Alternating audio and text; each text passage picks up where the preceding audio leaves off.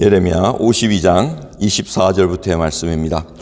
시위대 장관이 대제사장 스라야와 부제사장 스바냐와 전 문지기 세 사람을 잡고 또 성중에서 사람을 잡았으니 곧 군사를 거느린 장관 하나와 또 성중에서 만난 바 왕의 시종 7인과 국민을 초모하는 군대 장관의 서기관 하나와 성중에서 만난 바 국민 60명이라. 시대 장관 느부사라단이 그들을 잡아가지고 림나 바벨론 왕에게 나아가매 바벨론 왕이 하마 땅 림나에서 다 쳐 죽였더라. 이와 같이 유다가 사로잡혀 본토에서 떠났더라.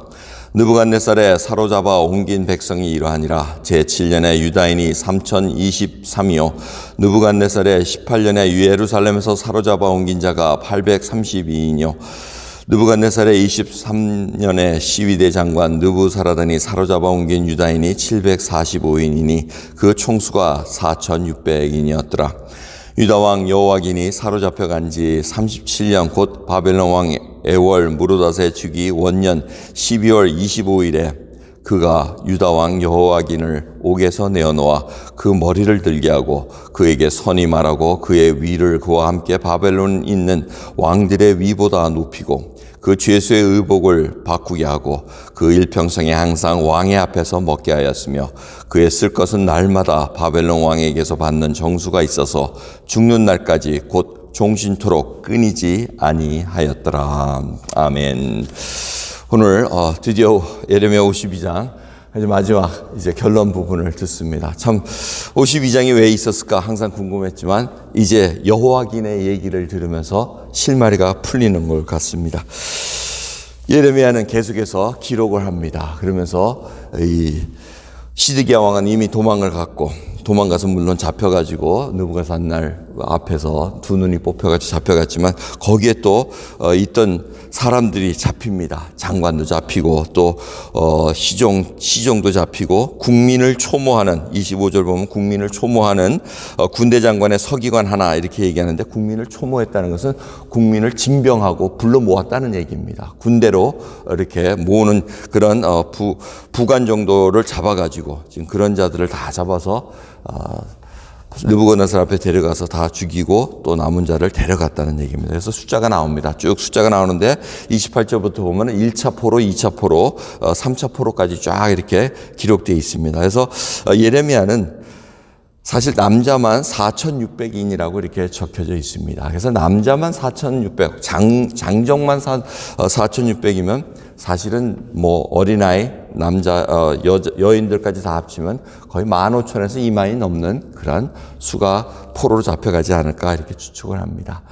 이보다도 죽은 자가 더 많다는 걸 우리가 알아야 됩니다. 엄청난 수가 죽었고 이미 유다는 일어설 수 없는 상황이 돼버렸다는 겁니다. 다 가난한 자, 힘없는 자들만 지금 남겨놓고 전부 다 바벨론으로 잡혀가고 죽었다는 그런 얘기를 합니다. 근데 오늘 눈여겨봐야 될 말씀은 바로 31절부터입니다. 유다왕의 그 여호와긴, 여고냐라고도 일컫는 여호와긴이 잡혀가지고 갑니다.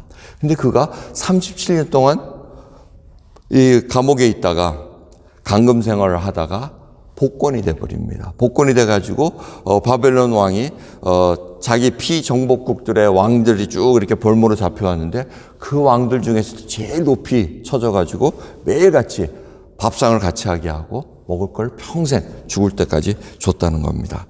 왜 이 얘기가 남아있겠습니까? 마지막 왕은 시드기야로 알고 있는데 시드기야는 두 눈이 뽑혀가지고 바벨론에서 죽었고 그 전에 왕 바로 조카인 여호와긴이 지금 살아남았는데 이 얘기는 어디로 거슬러 가야냐면 예레미야를 통해서 계속해서 하나님께서 말씀하십니다. 바벨론에게 항복하면 너희들이 살 것이다. 근데 정말 항복한 사람은 여호와긴밖에 없었습니다. 여호와긴은 앞에 읽어보시면은 느부갓네살 왕이 이렇게 딱 둘러싸였을 때 가서 항복을 합니다. 애굽하고 원래 친애굽 정책을 펴다가 애굽이 무너지니까 그냥 저절로 무너지게 됐습니다. 그러니까 항복할 거냐 아니면 대항할 거냐 하는데 여호와긴은 앞에 나아갔다고 이렇게 기록되어 있습니다. 항복을 하는 바람에 사실은 하나님의 말씀대로 순복한 자입니다. 그전에는 기록에 하나님 보시기에 악을 행했다고 해서 이 유다가 계속해서 심판의 길을 걸어간 것을 볼 수가 있습니다. 근데 그나마 지킨 건 하나입니다. 항복했다는 겁니다. 항복해가지고 잡혀갔는데 복권이 됩니다. 37년 만입니다. 그리고 거기서 아들을 일곱을 낳는데 7명의 아들들의 이름들이 다 하나같이 하나님을 찬양하고 기도했다는 그 이름을 짓습니다. 그래서 그걸 추측해 보건데 여호와긴이 잡혀가가지고 깨달았다는 거죠. 회개했다는 거죠. 하나님 말씀이 맞군요. 회개했다는 겁니다. 근데 그 기간이 곧바로 바뀌고 뭐가 상황이 바뀐 게 아닙니다. 37년 동안 있다가 그제서야 다시 이렇게 세워집니다. 그것도 느부갓네살 왕을 통해서 한 것이 아니고 느부갓네살의 아들 에월 무로닥이라는 왕을 통해서 세워집니다. 근데 에월 무로닥 왕은 오래 가지 못합니다. 1년도 채 못해가지고 구테타로 넘어갑니다.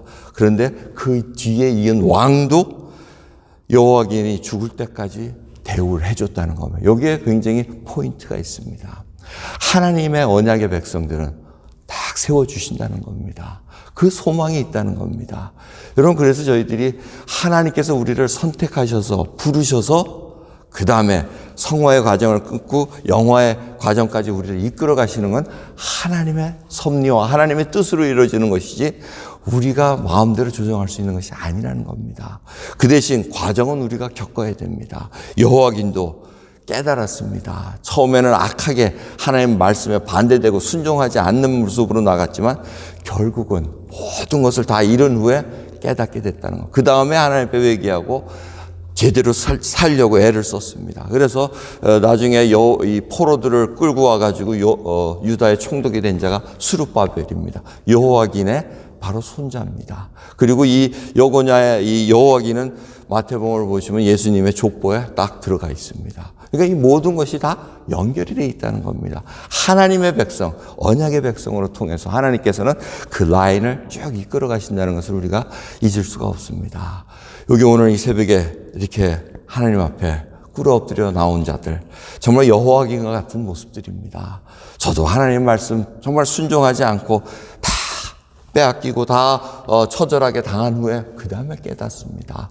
하나님은 살아계십니다. 하나님은 전능하십니다. 만군의 하나님이십니다. 라는 그 고백을 통해서 하루하루 이제는 천국의 소망, 영원한 소망, 하나님께서 허락하신 그 영생을 붙잡고 살아가는 그러한 인생이 되어 있다는 것을 우리가 잊을 수가 없다는 것입니다. 오늘도 하나님께서는 하루를 또 허락하셨습니다. 이 하루를 어떻게 하나님 앞에 순종할 수 있느냐. 이것이 비록 옥에 갇혀있는 감금된 상황일지라도 하나님 말씀을 붙잡고 사는 언약의 백성에게는 언젠간 하나님께서 이렇게 세워주신다는 것을 다시 한번 소망을 품고 오늘 살아가는 저와 여러분 되기를 간절히 소원합니다. 기도하겠습니다. 하나님 감사합니다. 오늘도 주님 앞에 믿음 가지고 서 있습니다. 주님이 부어주신 믿음이기에 하나님께서 잘하게 해주실 거리라고 믿고 저희들이 오늘도 말씀으로 귀를 엽니다. 주님, 눈이 뜨여지게 해주시옵소서. 진정으로 이 끝이 어디로 가는가 저희들이 알고 있습니다. 주님께서 심판주로 오실 때까지 정말 저희들 선한 청지기로서 하나님의 말씀 붙잡고 하루하루 주의 순종하는 그 선한 청지기로 살아갈 수 있도록 은혜 베풀어 주옵소서. 감사드리며 우리 주 예수 그리스도의 이름으로 기도드리옵나이다. 아멘.